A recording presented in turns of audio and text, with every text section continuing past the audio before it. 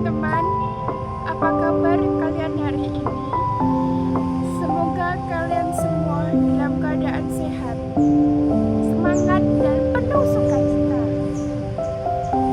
serta dalam naungan bimbingan Roh Kudus. Kenalin, aku Elsa, mahasiswa semester 4 Universitas Sanata Dharma, program studi pendidikan agama Katolik. Teman-teman, coba deh kita renungkan sejenak. Apa sih yang kalian sehari-harinya kita? Apakah kalian merasakan senang atau cemas karena khawatir akan nilai yang menurun? Tuntutan akademis kampus dan banyak tuntutan yang mengharuskan kita untuk menaati semua peraturan dan akademis yang terkadang membuat kita tertekan karena tingginya tuntutan kampus yang harus membuat kita tertekan, dan ekspektasi orang tua yang susah kita penuh, serta hasil yang kurang memuaskan sehingga jauh dari ekspektasi kita. Nah, kalau jawaban kalian iya, berarti kita punya pengalaman yang sama, karena memang dalam kehidupan sehari-hari, terkhususnya dalam dinamika kehidupan sehari-harinya kita sebagai mahasiswa, tentunya kita terkadang memiliki sebuah masalah atau pergumulan hidup yang terjadi pada kita sehari-harinya, seperti dana yang kurang mencukupi untuk biaya studi kita sebagai seorang mahasiswa, tugas yang tidak kunjung ACC oleh dosen, serta banyak hal yang terjadi.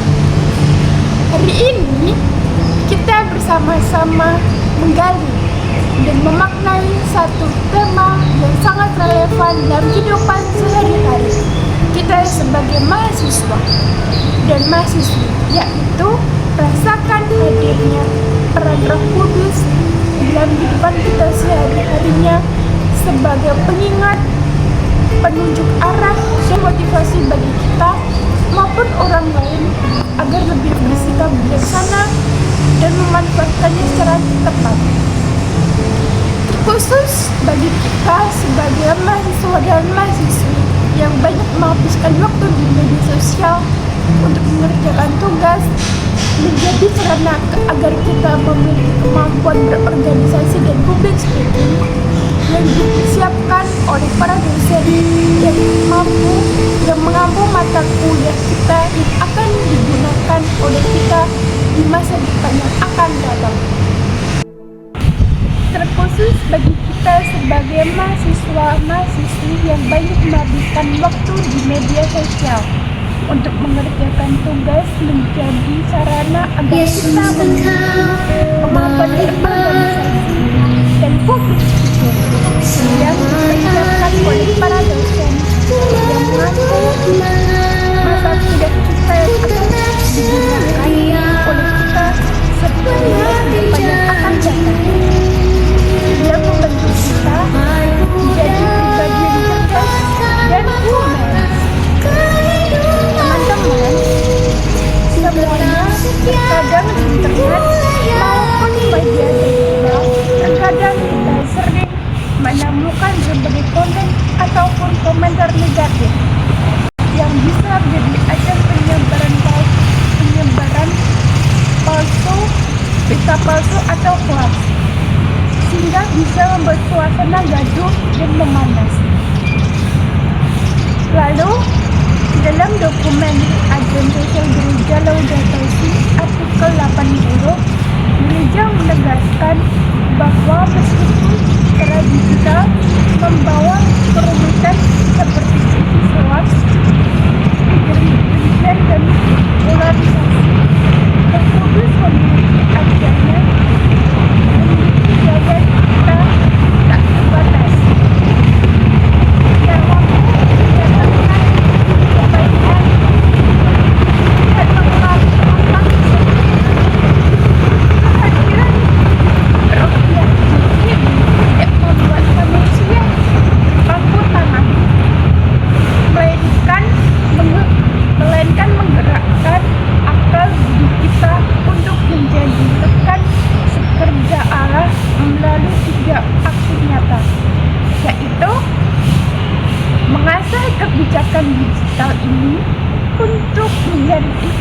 kasih, meneladani kreativitas Roh Kudus dengan memproduk konten positif dan inspiratif, serta menggunakan teknologi sebagai sarana kasih untuk merawat komunitas. Melalui kerjasama aktif ini, umat beriman dipanggil untuk memanfaatkan teknologi sebagai alat yang menghadirkan terang dan kebenaran di tengah tantangan zaman ini. Dalam gereja ini, saya semakin menyadari bahwa Roh Kudus memiliki peranan yang sangat dominan terhadap kehidupan teknologi saat ini, terutama bagi kehidupan penggunaan teknologi dan media sosial. Oleh karena itu, di dalam menjalani kehidupan kita sehari-harinya, harus menjaga sikap, etika, dan perbuatan dalam menggunakan teknologi serta media sosial agar tidak terjadi kesalahan pemanfaatan penggunaan yang bisa mengarah kepada tindakan sara yang berakibat pada hoax atau berita palsu.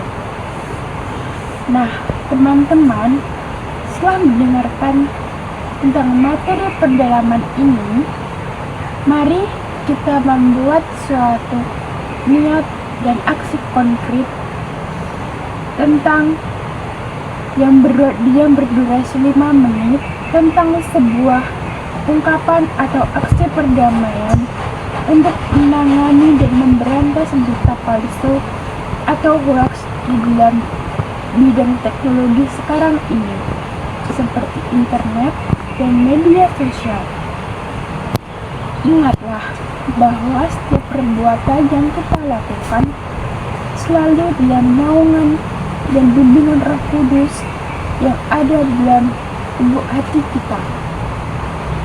Serta kita harus meneladani sikap Yesus Kristus yang cinta damai, peduli dan berbelas kasih.